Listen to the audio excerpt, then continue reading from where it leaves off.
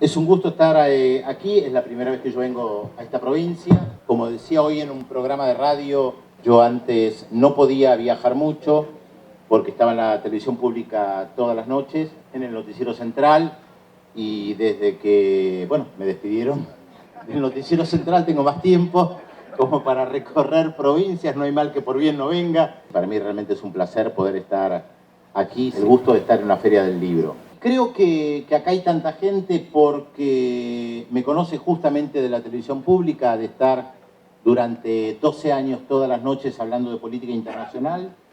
Y creo que esto tiene que ver con la charla de hoy, de lo que está pasando en Brasil, de lo que está pasando ahora en América Latina. Porque el gran mérito de Ana Descalón, que fue la directora de la televisión pública en el año 2004, fue convocarme para hablar sobre política internacional. Y esto va más allá de mi persona.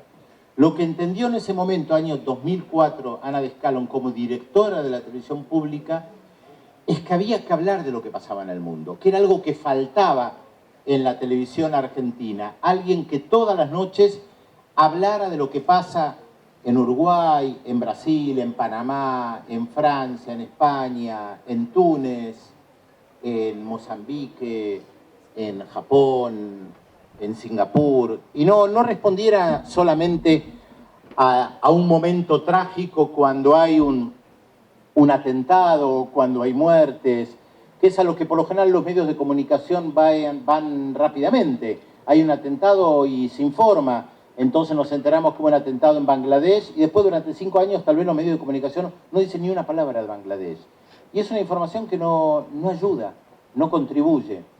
Pero lo que entendió Ana Descalón en su momento es que había un proceso que comenzaba en la región de integración regional, valga la redundancia, y que había que darle forma a eso.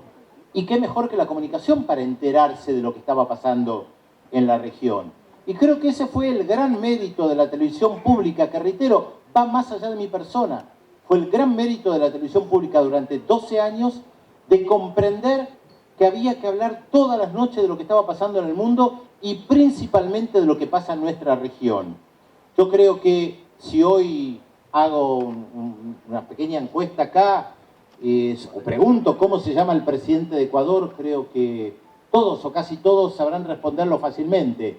Yo doy conferencias hace muchos años, hace más de 30 años, y si yo hubiera venido a esta provincia hace 20 años a dar una conferencia sobre América Latina, probablemente hubiera habido mucho menos gente, y probablemente si en ese momento se hubiera preguntado quién es el presidente de Ecuador, muy pocas lo hubieran sabido. Pero esto tiene que ver con la integración regional, con algo que pasó muy importante en estos últimos 15 años y que fue el desarrollo de una corriente progresista, y utilizo la palabra progresista en el más amplio sentido de la palabra. Algunos podrán decir progresista, populista, popular, de centroizquierda. No importa ahora la definición exacta, las definiciones a veces son complejas, no hay una respuesta muy clara, pero creo que todos entendemos que en esa corriente progresista estuvieron en estos últimos años Hugo Chávez, Néstor Kirchner, Evo Morales, Rafael Correa, Lula da Silva, Fernando Lugo, y que en esa corriente progresista no entraban el presidente Juan Manuel Santos de Colombia, no entra Mauricio Macri de la Argentina o Sebastián Piñera de Chile. De la misma manera que se puede hablar de una corriente conservadora, liberal, neoliberal, de derecha, que existe en la región, y todos sabremos más o menos ubicar quiénes están en cada una de las dos corrientes. Y estas corrientes tienen que ver con un momento muy particular que el economista español Alfredo Serrano Mansilla ha definido como un continente en disputa.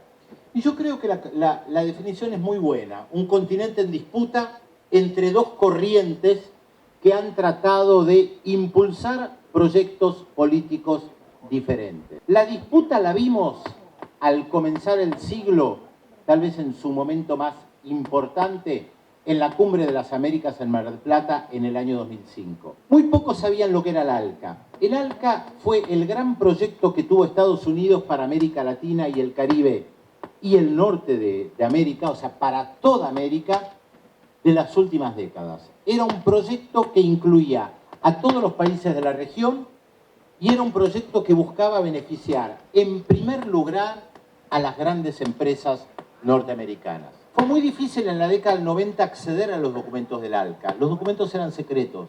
No teníamos el acceso a Internet que tenemos hoy en día, que permite incluso llegar a documentos confidenciales con mayor facilidad. En ese momento era bastante difícil llegar a documentos confidenciales y el ALCA era un documento secreto. Claro, la gran pregunta que nos hacíamos aquellos que tratábamos de investigar qué era el ALCA era por qué el documento era secreto. Y la razón es muy simple, porque ahí se podía entender claramente que era un proyecto que buscaba beneficiar a muy pocos y especialmente a grandes empresas.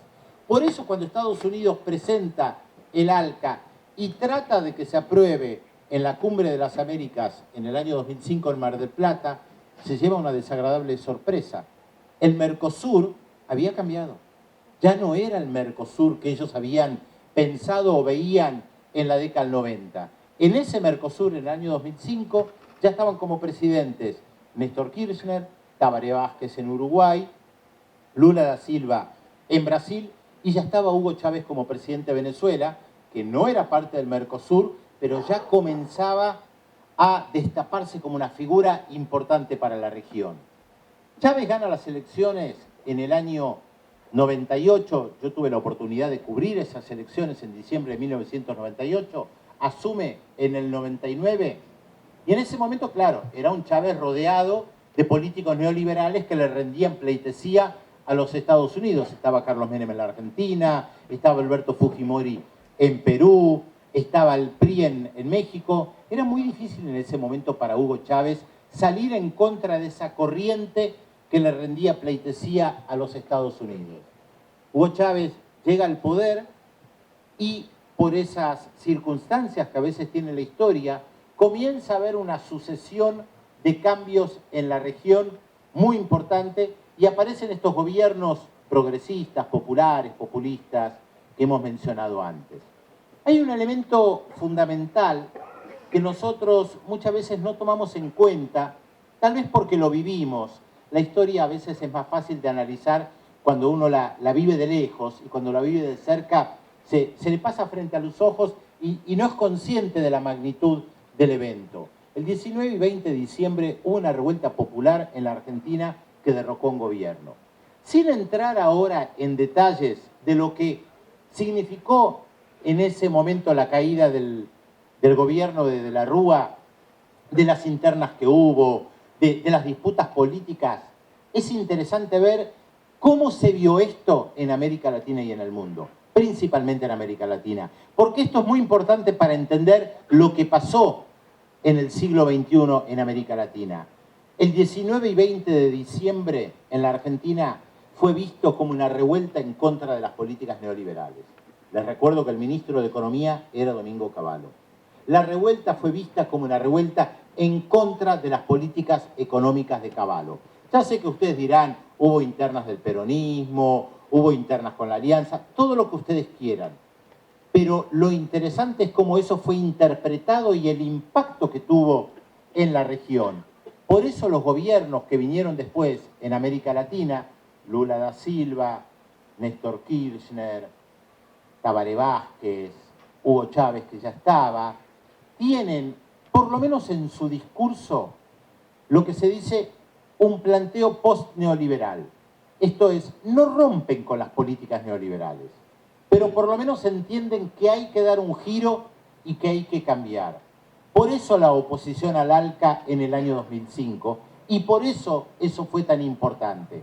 Les recuerdo que en ese momento Evo Morales era apenas un dirigente social, conocido por muy pocos en la Argentina. Yo lo sacaba por radio como dirigente social, como sindicalista, pero la mayoría en la Argentina no conocía a Evo Morales, que marchó en las calles de Mar del Plata como dirigente social, y estábamos muy lejos de pensar que Rafael Correa podía llegar a ser presidente de Ecuador. Y si menciono a Rafael Correa es porque él en este último tiempo ha alertado mucho sobre lo que él llamó la restauración conservadora. Esto es, que las corrientes de derecha, liberales, neoliberales, conservadoras, vuelvan a manejar los gobiernos, los estados, las economías y las políticas sociales en la región. Él ya alertaba de esto hace 2 o 3 años. Recuerdo en una entrevista que le hice en Ecuador, donde él planteó que estaba en curso una restauración conservadora y yo trataba de discutir, porque la verdad no lo veía esto, si bien entendía lo que él planteaba, creo que él tenía muy claro algunos movimientos que se estaban dando en la región. Desgastes de los gobiernos populares, enfrentamientos con medios de comunicación y sistemas políticos, jurídicos extremadamente poderosos, que no se encontraba una respuesta muy clara frente a estos movimientos jurídicos, políticos, mediáticos, porque es muy fácil decir, y además lo digo como periodista, este medio de comunicación no es bueno. Lo difícil es construir un medio de comunicación alternativo que efectivamente sea bueno. Y esto no es sencillo, porque todos nosotros aquí nos educamos en un contexto cultural, en un contexto mediático, que nos ha venido marcando desde que nacemos. A ver, podemos tomar un ejemplo muy concreto, incluso por fuera de la política, para ver hasta qué punto lo que nosotros vemos en las pantallas o lo que leemos es tan importante. Yo aborrezco la violencia, nunca me gustó, hace décadas que no le pego a nadie, evadiría cualquier situación de enfrentamiento físico, prefiero quedar como un cobarde y no agarrarme a piñas con alguien. Y sin embargo me encantan las películas de Schwarzenegger. Entonces, claro, uno diría, bueno, pero es una contradicción. Claro que es una contradicción. Una es el desarrollo de una conciencia de lo que es mi propia vida y otra es lo que yo recibo desde que nací y lo que influye sobre mí a través de los medios de comunicación.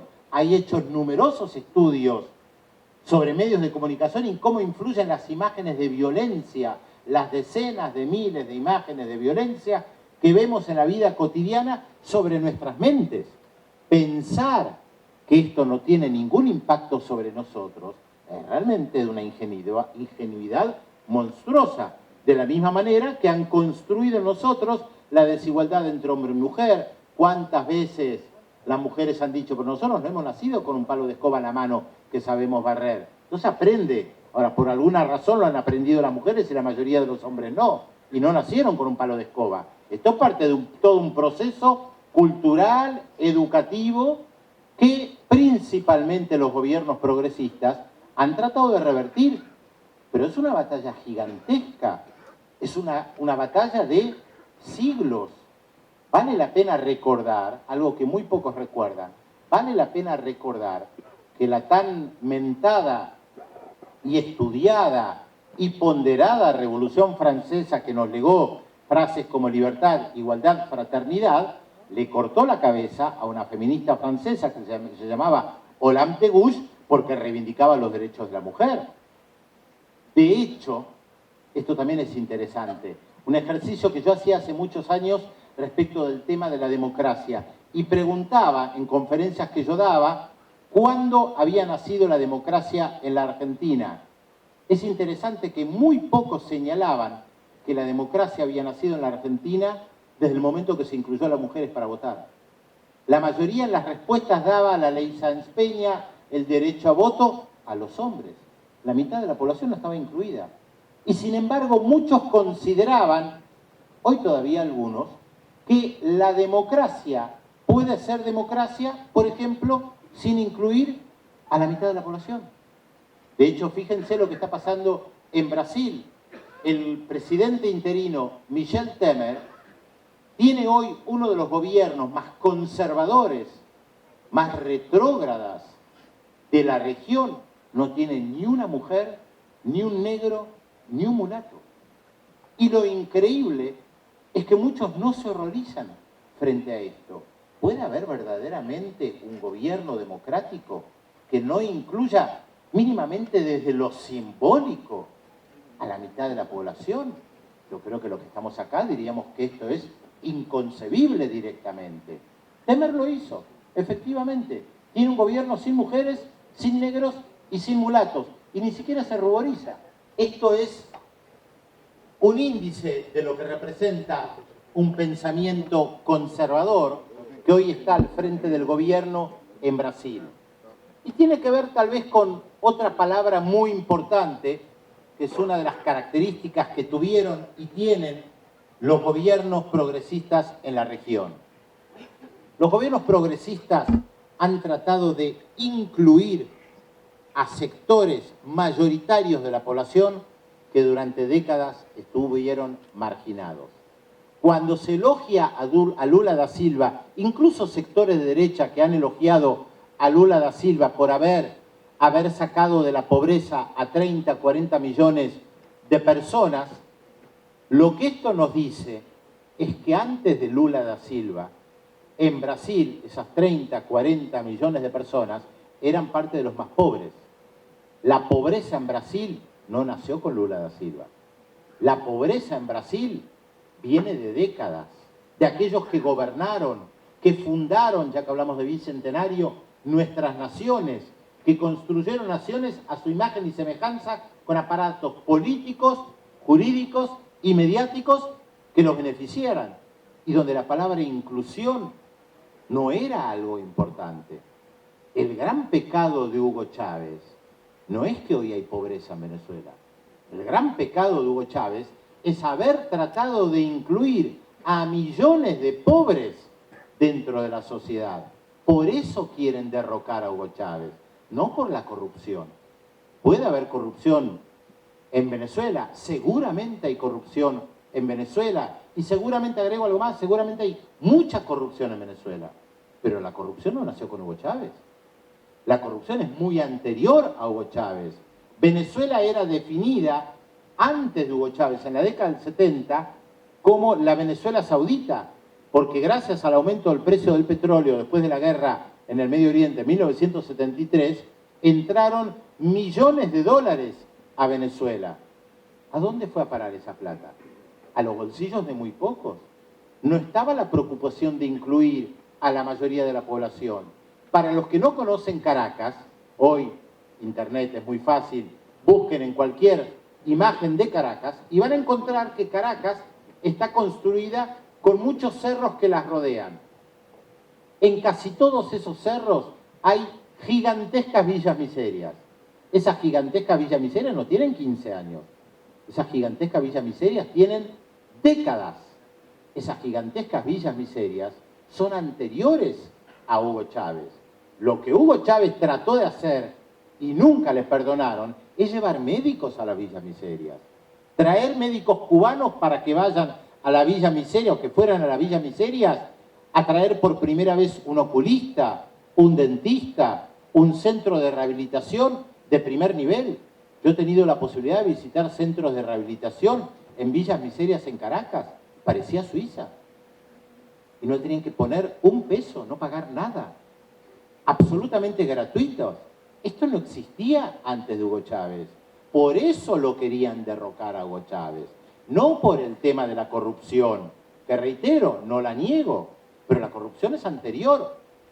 Hugo Chávez construyó para los sectores más pobres en Caracas un metrocable, un cable carril, un funicular, para que la gente que está en la parte más alta de los cerros, los pobres, pudieran bajar a Caracas como personas decentes y no caminando por escaleras destruidas con lo que implicaba subir y bajar. Ahí fue la plata del petróleo. Lo acusan de haberse robado todo, no es verdad. Gran parte del dinero fue para eso. De la misma manera, el gran pecado del peronismo fue tratar de incluir a millones que no entraban dentro de la sociedad. ¿Es eso lo que no le perdonaron a Perón? Más allá de todos los problemas que hubiera habido después. Es lo mismo que no le han perdonado a Hugo Chávez, que no le perdonan a Lula, que no le perdonan a Rafael Correa, que no le perdonan a Evo Morales. Porque hoy las cholitas con sus obreros pueden entrar al Parlamento. Tal vez muchos de ustedes no lo sepan, pero antes de Evo Morales la cholita no podía entrar con su vestido típico y su sombrero al Parlamento boliviano. No la dejaban entrar. Esta es inclusión. Claro, cuando Alfredo Serrano Mansilla habla de un continente en disputa, está planteando que hay una disputa entre sectores muy poderosos que han tenido el poder durante décadas frente a sectores que han tratado de la mejor manera posible, con errores, quien no los comete, de tratar de contrarrestar esta vertiente de construcción de países para unos pocos. Ahora bien, nosotros estábamos acostumbrados en nuestra región a que si había un gobierno popular, progresista, este era derrocado por un golpe de Estado. Las derechas latinoamericanas han cambiado, no tienen el mismo esquema que tenían años atrás. Algunas de ellas han aceptado la democracia a regañadientes, pero la han aceptado. Algunas de ellas entienden que no pueden apelar a los militares como apelaban antes, pero tienen otros medios muy poderosos para debilitar y derrocar gobiernos. Y ahí, sin lugar a dudas, entra el tema de los medios de comunicación como una cuestión fundamental. Pero no es solamente los medios de comunicación, hay una trama política, jurídica y mediática para entender cómo se trata de minar el poder de estos gobiernos, debilitarlos y derrocarlos. Yo quiero compartir con ustedes algunas reflexiones, porque al fin y al cabo lo que estamos haciendo acá es compartir reflexiones sobre lo que está pasando en América Latina en este momento. Yo me dedico a estudiar estos fenómenos, por lo tanto puedo tener algunos elementos de análisis o de datos que ustedes puede que no tengan, pero que tienen que ver con esta disputa que existe y donde lo comunicacional yo creo que es casi central en lo que nos pasa. Y no hablo solamente de la Argentina, hablo a nivel regional respecto de esta penetración cultural que existe en la cabeza de cada uno de nosotros y que por eso yo daba algunos ejemplos como el de Schwarzenegger o algunos otros ejemplos triviales que nos permiten entender dónde estamos parados. A ver, voy a hacer un pequeño ejercicio, no somos tantos, así que podemos hacer algún ejercicio. No es científico, pero les voy a hacer algunas preguntas a ustedes, apelo a la honestidad, por lo tanto les voy a pedir que levanten la mano y que sean absolutamente honestos al responder. Levanten la mano los y las que escucharon hablar de la cantante británica Amy Winehouse. La inmensa mayoría levanta la mano. Reitero, apelo a la honestidad de cada uno. Levante la mano los y las que escucharon hablar del cantante colombiano Joe Arroyo. Alguna mano tímida por acá, 2 o 3 por acá, otra por ahí. No llegamos a 10. Claro, ustedes se preguntarán, ¿por qué hago esta pregunta? La misma semana que murió la cantante británica Amy Winehouse, muy buena cantante por cierto, y que la inmensa mayoría se enteró de que murió la cantante británica Amy Winehouse, murió el cantante colombiano de salsa Joe Arroyo. El funeral de Joe Arroyo fue masivo. Miles y miles de personas en el cortejo fúnebre. Fue noticia central de todos los medios de comunicación en Colombia. Yo me acuerdo que lo mostré en la televisión pública, mostré la tapa de los diarios colombianos, puse incluso música de Joe Arroyo. La pregunta es, ¿por qué no se enteraron de la muerte de Joe Arroyo? Ahora, esto es algo que tiene que ver con el plano cultural. Está claro que las grandes agencias de noticias informaron en todo el mundo de la muerte de Joe Arroyo y las grandes agencias de noticias no informaron de Amy Winehouse, y las grandes agencias de noticias no informaron de la muerte de Joe Arroyo. Y algunos dirán, bueno, pero uno se puede informar donde quiera y como quiera. Sí, es verdad, pero yo les estoy dando un ejemplo donde lo comunicacional impacta y tiene una importancia mayor, no solamente lo cultural.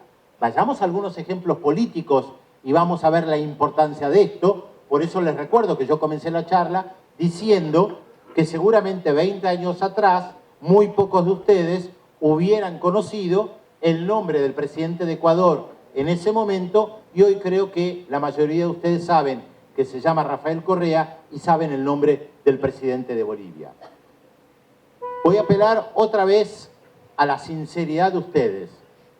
¿Cuántos de ustedes se enteraron que hace unos años hubo un conflicto en la República Dominicana con la minera Barrick Gold? Levanten la mano. Ah, unos cuantos, buenísimo, bárbaro. Igual minoría. Esto ya tiene que ver con el ámbito de lo político. Sin entrar a debatir el tema de la minería, si está bien, si está mal, si contamina o no contamina, acá hay una cuestión política fundamental. La minería atraviesa América Latina. Argentina, Bolivia, Perú, Colombia, Chile, están atravesadas por cobre, zinc, plata, oro, litio. Tenemos unas riquezas fenomenales. ¿Qué pasó en la República Dominicana cuando asumió Danilo Medina hace unos años y sucedió a Leonel Fernández, que era el presidente en ese momento de la República Dominicana? La Barrick Gold, la empresa canadiense que se dedica principalmente a buscar yacimientos de oro, explotaba un yacimiento de oro muy importante en la República Dominicana que le daba, por supuesto, pingües ganancias. Por el contrato que existía, 90% de lo extraído se lo llevaban y al país le quedaba apenas el 10%. Danilo Medina, cuando llega al poder, dice, esto se lo llevan con pala. Danilo Medina no es chavista, no es socialista, no es izquierdista, ni nada por el estilo, pero no tiene una pizca de tonto. Por supuesto que la Barrick Gold no quiso negociar.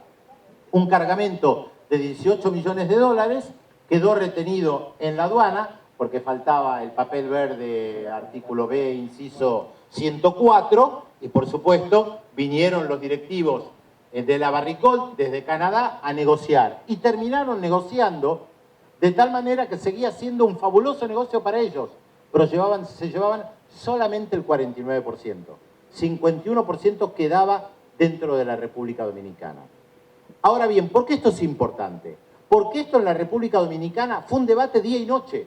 Yo lo reflejé en la televisión pública y en todos los medios donde trabajaba, porque me parecía muy importante, porque justamente la minería atraviesa toda la región. Reitero, no entro a discutir si está bien la minería a cielo abierto, si contamina o no contamina, pero por lo menos que paguen impuestos, por lo menos que dejen algo en el país. Eso fue lo que planteó Danilo Medina. Ahora, imagínense ustedes si en vez de ver tantos accidentes en los noticieros y tanto morbo y perversidad en los noticieros, todos los noticieros de la región hubieran reflejado el debate que hubo en la República Dominicana. Y seguramente muchos gobiernos hubieran dicho, pero si se hizo en la República Dominicana, ¿por qué no lo podemos hacer nosotros? Si es una cuestión de sentido común. ¿Acaso las monarquías petroleras en la década del 50 no lo hicieron y negociaron con los norteamericanos el tema de las regalías del petróleo en el mundo árabe? Claro que lo hicieron. Les recuerdo, para los distraídos, que los monarcas árabes en la década del 50 tampoco eran ni chavistas, ni socialistas, ni comunistas, pero no eran tontos. Sabían que el petróleo valía fortunas. Llamaron a las empresas y dijeron, vamos a negociar, ustedes se la llevan con pala. Y terminaron negociando algo que en el mundo de la energía, del petróleo, fue conocido como el acuerdo 50-50, 50-50. 50 para ustedes, 50 para nosotros. Ahora, estos son temas de debate cruciales. Sin embargo, no están en la inmensa mayoría de los medios de comunicación. Entonces, nos ponen a debatir temas irrelevantes, nos narcotizan con esto y después no nos enteramos siquiera de lo que pasa en la región y no nos enteramos cómo conspiran en contra de los gobiernos. Tomemos algunos ejemplos de lo que ha pasado en este último tiempo. Voy a tomar Venezuela, Honduras, Paraguay y Brasil para comprender dónde estamos parados. Seguramente la mayoría de ustedes recordará, en el año 2002 hubo un golpe de Estado en contra del presidente Hugo Chávez. Ese golpe de Estado duró 48 horas. Las masas populares salieron a la calle y restituyeron a Hugo Chávez, algo que no tenía precedentes en la historia latinoamericana. En ese golpe de Estado hubo una ruptura institucional, porque pusieron como presidente a Pedro Carmona, llamado Pedro el Breve, porque duró apenas 24 horas en el poder, que no tenía ningún cargo, pero que representaba a los empresarios venezolanos. Año 2002. Chávez estaba apenas 3 años en el poder y ya los empresarios lo querían voltear. Pero hay un detalle muy importante que yo siempre recordaba en la televisión pública. Quienes firmaron en el momento que asumió Pedro Carmona como presidente, no eran solamente los empresarios, eran también políticos, que muchos de ellos hoy son los abanderados de la oposición a Nicolás Maduro en Venezuela y que se rasgan las vestiduras de la falta de democracia en Venezuela. María Corina Machado, una de las principales referentes de la oposición venezolana, que recorre el mundo diciendo que en Venezuela hay dictadura, en el año 2002 puso su firma para rubricar el golpe de Estado en Venezuela. Cada vez que yo mencionaba a María Corina Machado en la televisión pública durante estos últimos años, yo recordaba esto. Porque si no aparece como una figura que respeta la democracia y que realmente está muy interesada en la democracia en Venezuela. Extraña dictadura la de Venezuela. Hago un pequeño paréntesis. Extraña dictadura la de Venezuela que permite un referéndum revocatorio del presidente. Y que además va en camino de tener el segundo referéndum revocatorio del presidente. Hay muy pocos países, contados con una mano, que tienen la posibilidad de un referéndum revocatorio del presidente. La inmensa mayoría de los países no lo tiene. ¿Quién incorporó ese elemento en la Constitución venezolana? El dictador Hugo Chávez. Y ese referéndum revocatorio se utilizó en el año 2004, y Chávez venció, y ahora se está por aplicar por segunda vez. Extraña dictadura que permite un referéndum revocatorio. Ahora, claro, llegar a un referéndum revocatorio no es algo sencillo. Claro, no se le iban a hacer fácil, obvio. Hay que pasar por diferentes instancias que contienen muchas trabas, porque si no se podría revocar el mandato de un presidente cada 3 meses.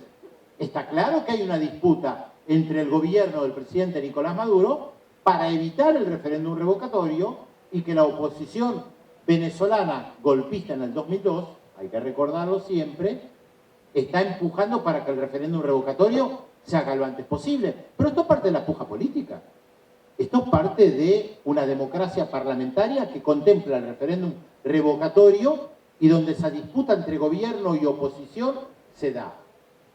Hugo Chávez no fue derrocado en ese golpe de Estado, pero lo importante es que ese golpe de Estado tuvo características muy similares a los golpes de Estado tradicionales en América Latina. La participación de los militares fue importante, al presidente se lo destituye, se lo oculta durante un tiempo y asume no un militar, asume un empresario que dice también que las urnas están bien guardadas. El segundo caso es el de Honduras en el año 2009.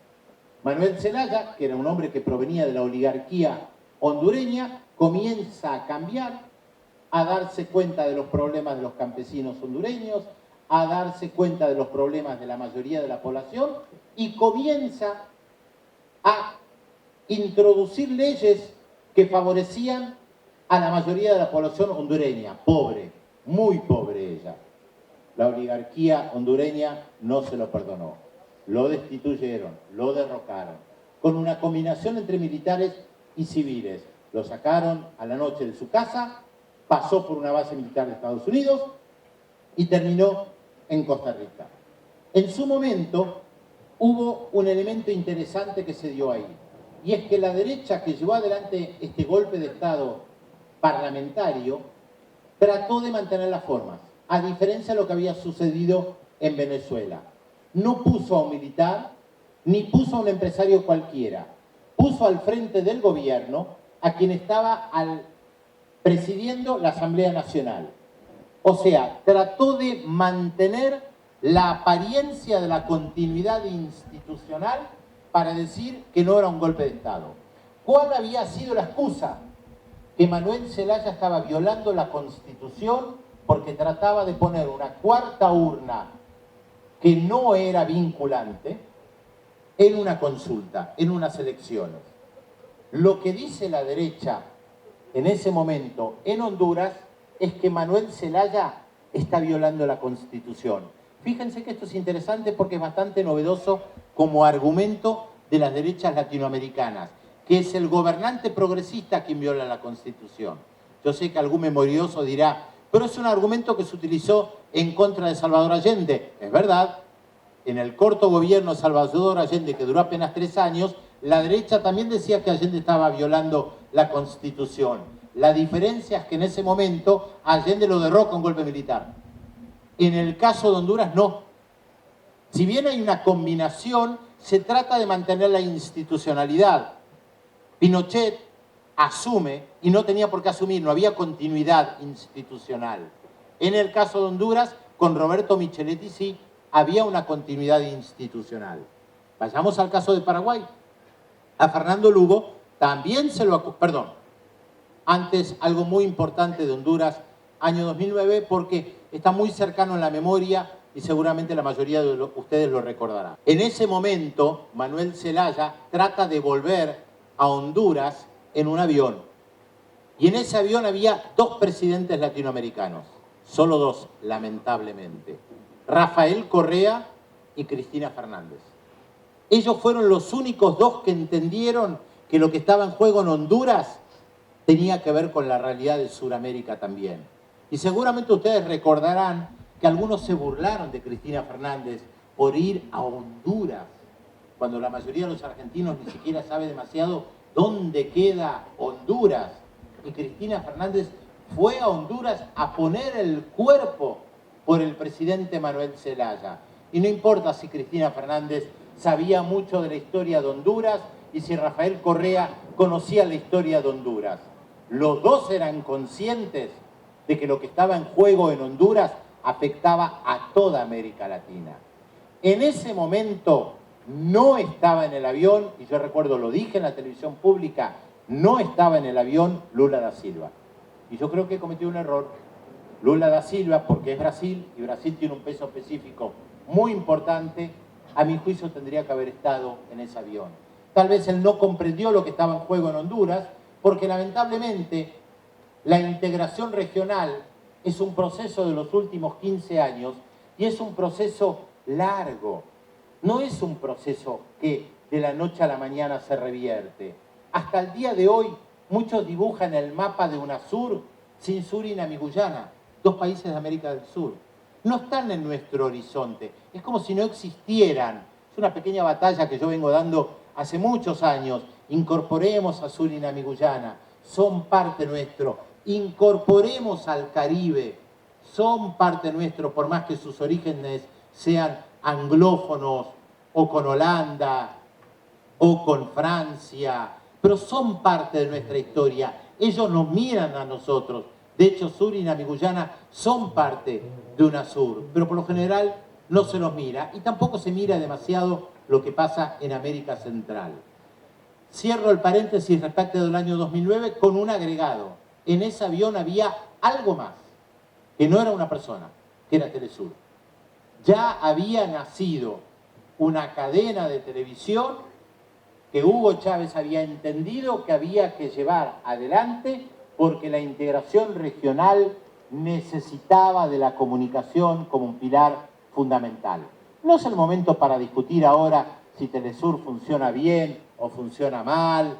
Lo que está claro es que en ese momento se lo veía como algo estratégico, que tiene que ver con lo que nosotros hablábamos antes de Amy Winehouse y Joey Arroyo, para que la comunicación efectivamente sirva para la integración, para que nosotros nos podamos mirar con nuestros propios ojos. Y de hecho, en ese avión estaba Telesur informando de lo que pasaba en Honduras. Año 2012, Fernando Lugo en Paraguay. Yo seguía muy de cerca lo que estaba pasando en Paraguay y ustedes recordarán, yo todas las noches mostré durante muchos años las tapas de los diarios latinoamericanos en la televisión pública. Era un pequeño truco que a mí me servía para meter otra noticia sobre América Latina y además me servía para que ustedes se familiarizaran con los diarios latinoamericanos, para que no conocieran solamente los grandes medios internacionales y supieran que hay un diario que se llama El Espectador en Colombia, que hay un diario que se llama El Heraldo en Honduras, que hay un diario que se llama La Prensa en Nicaragua, o que hay un diario que se llama ABC en Paraguay. Era una pequeña cosita que yo iba introduciendo para que nos familiaricemos con los medios de comunicación en la región. Lamentablemente, la mayoría de los comunicadores, lamentablemente la mayoría de los políticos latinoamericanos no miraba lo que pasaba en Paraguay. Y no miraba lo que pasaba en Paraguay porque hasta el día de hoy la agenda de noticias en nuestra región sigue marcado por las agencias de noticias internacionales. Por eso yo decidí crear, no tenemos internet acá, pero ahí ven el banner de Nodal. ¿Dónde está? Ahí está. El banner de Nodal, que es el portal de noticias que yo he creado hace 3 años, que significa Noticias de América Latina y el Caribe, nodal.am. ¿Por qué la creación de Nodal? Porque yo entendí que la batalla comunicacional es muy importante y que es muy importante que nosotros podamos mirarnos con nuestros propios ojos. 99% de la información que se da en Nodal es información que circula en América Latina y el Caribe con fuentes latinoamericanas y caribeñas. Como yo decía recién en un programa de radio donde me entrevistaron, ¿por qué yo desde Buenos Aires voy a dar una información de Corrientes en base a un diario de Buenos Aires? Si yo puedo leer la prensa de Corrientes, puedo escuchar la radio Corrientes en vivo, puedo ver la televisión de Corrientes, puedo seguir las páginas web de Corrientes, los blogs de Corrientes. Por lo tanto, si yo quiero saber lo que pasa en Corrientes, accedo fácilmente. Ya no estoy más en la década del 70 o del 80, donde no existía la posibilidad de informarse de lo que pasa en Corrientes o en Valparaíso. No tiene ningún sentido que hoy nosotros, los que estamos acá, nos informemos de algo que pase en Colombia, en Cali, a través de una agencia de noticias de Madrid, de Berlín, de París o de los Estados Unidos, que hacen un excelente trabajo, sin lugar a dudas, pero que no reflejan lo que pasa en la región y que además, respecto de los gobiernos progresistas, han dado una batalla sistemática en contra de estos gobiernos. Ustedes toman el diario del País de España, que para mí sigue siendo un excelente diario, a pesar de todos los problemas que tiene, lo recibo en papel todos los días porque se sigue imprimiendo en la Argentina, y difícilmente encuentren una noticia positiva de Ecuador. Una. Todo es en contra de lo que hace Rafael Correa. Y durante el gobierno de Néstor Kirchner y Cristina Fernández, 99% de las noticias eran negativas. Y con Venezuela lo mismo.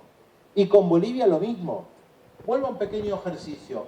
¿Cuántos de ustedes se enteraron de un proyecto que se llama Yachay? Levanten la mano. Ni uno. Qué problema, ¿eh? Yachay es una palabra de los pueblos originarios en Ecuador. Es el gran proyecto estratégico educativo del presidente Rafael Correa. Es una ciudad universitaria creada de cero en una hacienda en el norte de Ecuador que tiene como objetivo el desarrollo científico y tecnológico y que busca cambiar la matriz productiva en Ecuador. Esto que tanto se critica de la matriz productiva que los gobiernos progresistas no tratan de cambiar, Rafael Correa lo trata de hacer. ¿Por qué ustedes lo ignoran? Porque los grandes medios de comunicación no informan sobre Yachay. Informan sobre los problemas que hay en Ecuador y no dan prácticamente ninguna noticia positiva. Ahora, eso sí, cualquiera de nosotros escucha un programa de radio de Buenos Aires, de Cali, de Asunción, de Santiago de Chile o donde sea, y en cualquier informativo nos enteramos que una universidad perdida en Minnesota, que no sabemos ni dónde queda, ni si la universidad es buena, estudiantes desarrollaron algo, no sé, para levantar los brazos con no sé qué. Y no nos enteramos de un gran proyecto científico-tecnológico que está desarrollando el gobierno de Ecuador. Esto no es solamente información y noticia trivial. Esto tiene algo de fondo muy profundo.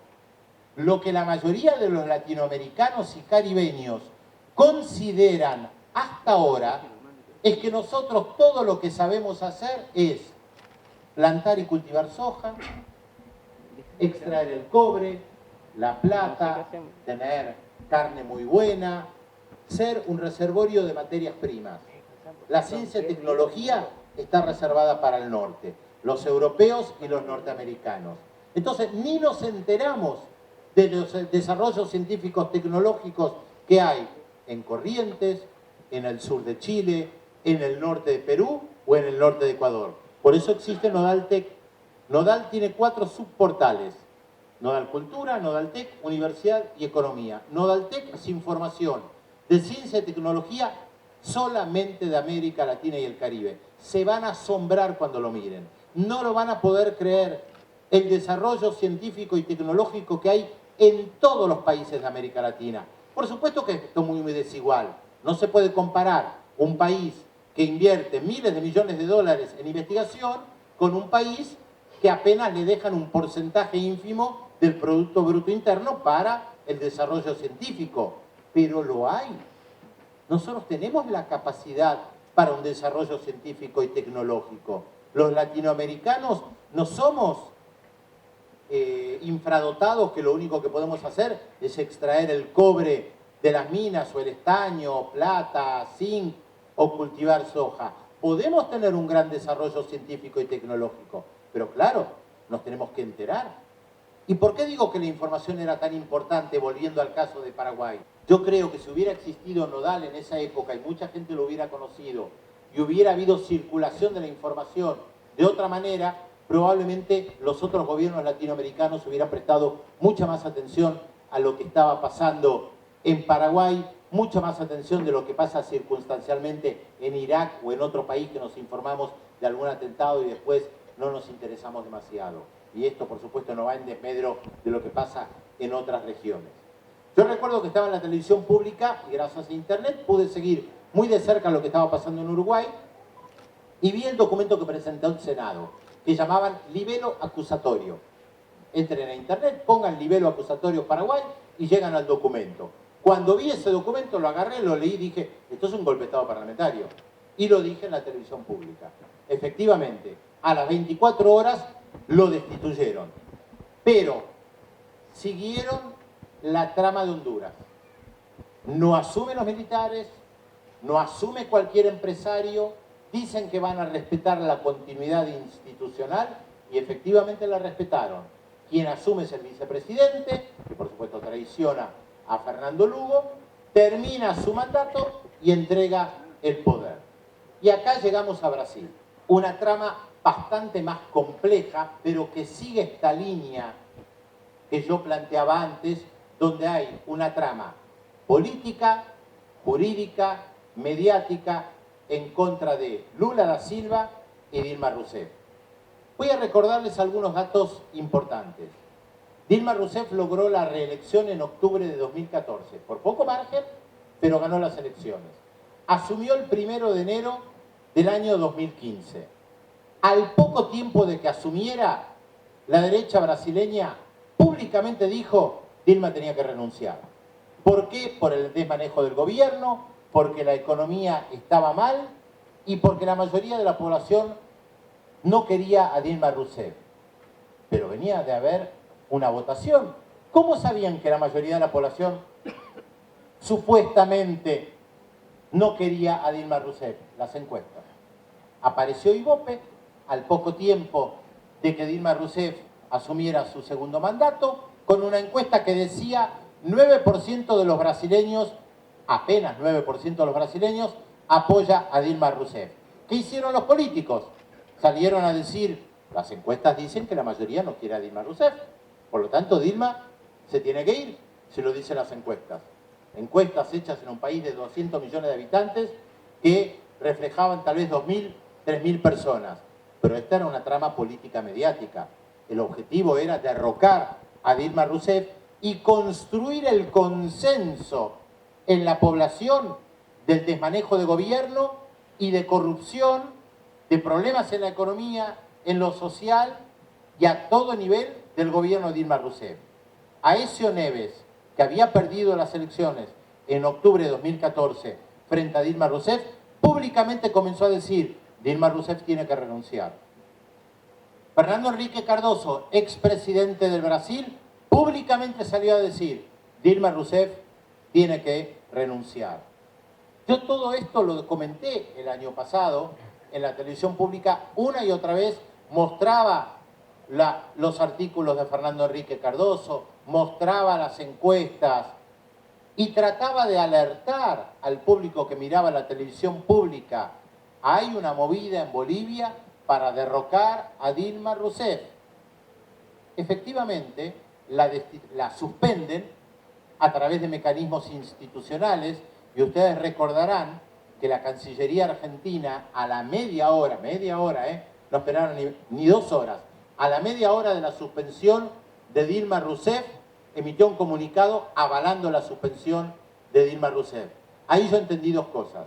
En primer lugar, que el gobierno argentino avalaba la destitución de Dilma Rousseff y estaba en sintonía con la derecha brasileña, y en segundo lugar, ahí entendí por qué me habían sacado de la televisión pública. Porque justamente yo todo el tiempo lo que estaba diciendo era que querían derrocar a Dilma Rousseff.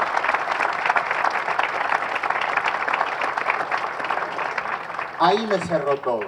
Claro, no hay lugar para que alguien diga todas las noches quieren derrocar a Dilma Rousseff y venga el gobierno argentino y lo avale. No hay lugar para un periodista que hace años que dice que en España hay una crisis económica, que en España el 50% de los jóvenes no tienen trabajo, que hay más de 4 millones de desocupados, que España está en crisis, que hay movimientos contestatarios que plantean que hay que buscar un modelo alternativo a las políticas neoliberales, y hay un gobierno que no solamente elogia al presidente Mariano Rajoy, sino que encima varios le piden perdón por las cosas que se hicieron. Bueno, ahí entendí perfectamente por qué no estaba o por qué no estoy en la televisión pública. Pero volviendo al caso de Brasil, la derecha brasileña fue muy inteligente, porque también respeta la institucionalidad.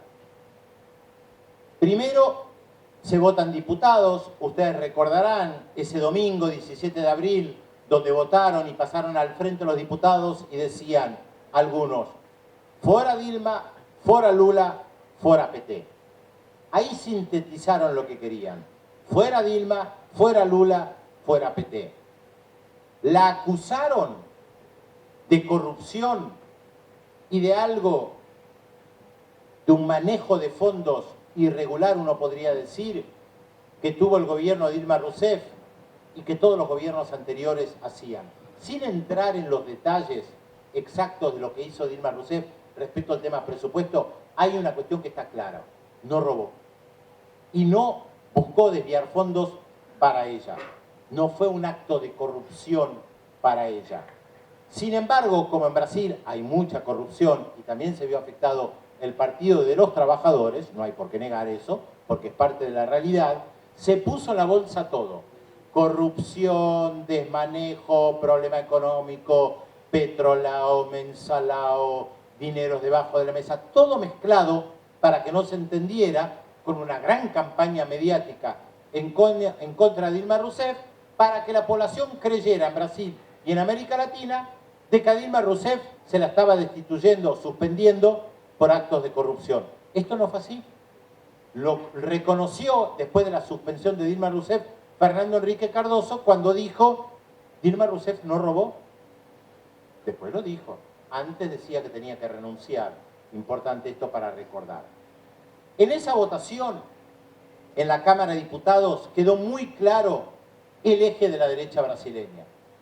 Lo que la derecha brasileña no quería era que Dilma pudiera terminar su mandato, con problemas seguramente, y pudiera en el 2018 presentarse como candidato a la presidencia Lula, el político más popular hasta el día de hoy en Brasil, pudiera ganar las elecciones, asumir el 1 de enero de 2019 y quedarse hasta el 1 de enero de 2023.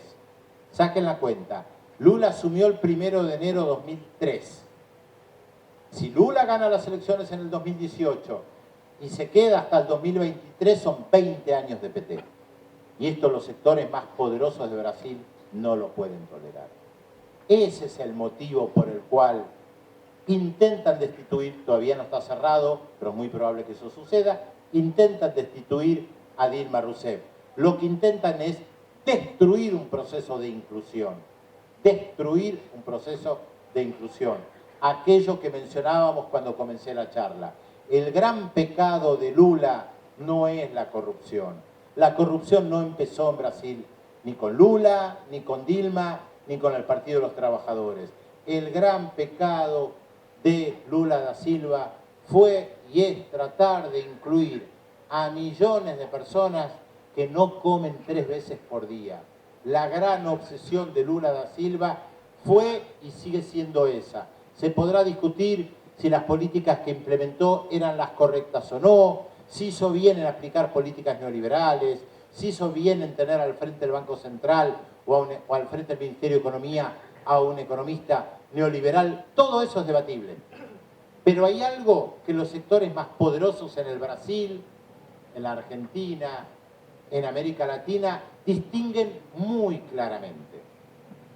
La oligarquía, la burguesía, los sectores empresariales, los sectores más poderosos saben muy bien quién es del palo y quién no es del palo. Y Lula no es del palo. De la misma manera que ningún peronista es del palo. Porque puede venir un Carlos Menem durante un tiempo, pero puede venir un Néstor Kirchner que de vuelta a la taba y cambie el signo político. Por el origen del peronismo como movimiento popular, para los sectores que históricamente construyeron este país, nadie que provenga del peronismo es del palo, por lo menos no hasta el día de hoy, y ese movimiento no es confiable. De la misma manera que no es confiable el Partido de los Trabajadores, de la misma manera que no es confiable nadie que esté junto a Rafael Correa, ni nadie que haya estado junto a Hugo Chávez, ni nadie que esté junto a Evo Morales. Lo tienen muy claro, saben muy bien en quién se puede confiar.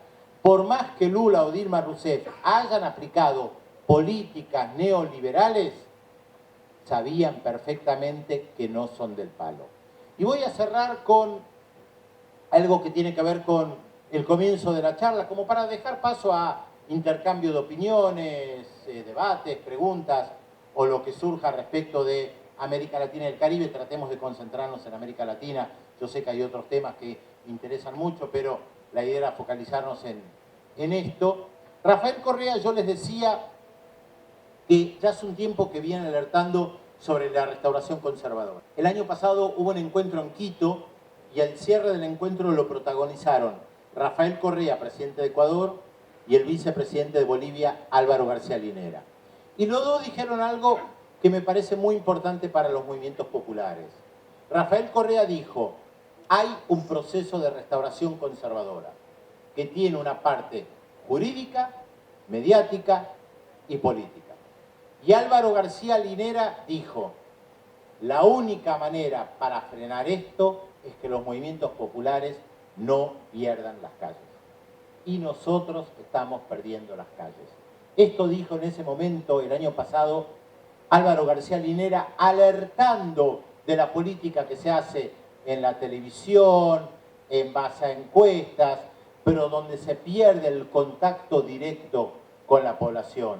Los movimientos populares en América Latina siempre se nutrieron de las calles, de las movilizaciones, de las masas, del contacto codo a codo, de la transpiración, del chori, de todo aquello que implica lo popular y que sin lugar a dudas los sectores conservadores, liberales, neoliberales, oligárquicos, no terminan de interpretar porque sienten un rechazo corporal de piel muy fuerte respecto de eso.